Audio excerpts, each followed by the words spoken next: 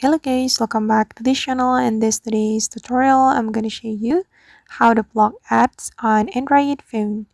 Okay, let's get into it. First thing first, we can open our settings application on our Android phone, and we have to open the connection setting, this one.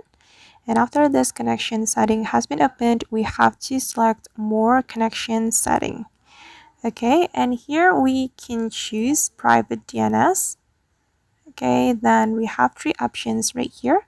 We have off, automatic, and private DNS provider host name, and we have to select this one.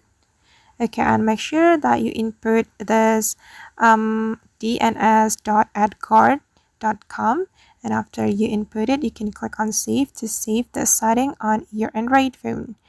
Okay, and now it's done, and I hope this trick will work on your phone. Alright guys, and that's how we can block ads on Android phone. I hope this tutorial will be useful for you.